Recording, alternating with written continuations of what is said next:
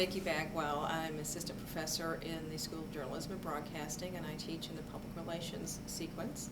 And actually, both of my previous degrees are from Western Kentucky University. I'm an undergrad. I studied journalism here and worked in journalism for a few years before I began working in public relations, which I did for about 25 years before I came to teach.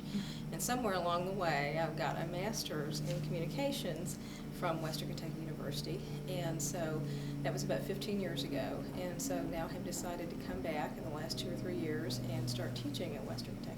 I chose journalism because I was really interested in the process of investigation and analysis and finding information.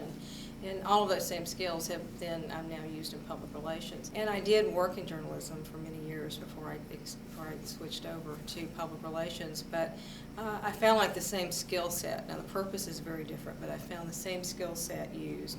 The same skills I had learned in journalism school I was using in public relations. My first job after I segued from journalism into public relations was this small public relations firm in South Texas in San Antonio, and I worked there for a couple of years, and I really liked the agency experience because you worked on a lot of different clients. You had a lot of different activities going on at any given time. And then I relocated back to this area of the country and worked in Nashville, Tennessee for many years.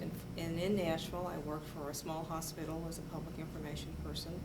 I then went to state government and worked in government for 5 years, again as a public information person. And then I had the opportunity to go back to work for agency, and I wanted to do that because I had enjoyed it so much the first time, and so I segued over from government to agency again and spent the last 12 years working for McNeely Piggott Fox, the largest public relations firm in Tennessee. I always have been connected to education through my parents, but also through my employment as well. And I also felt like that I had a strong connection still to Western Kentucky, even though I had moved around and had done different jobs, but I always stayed connected to the university.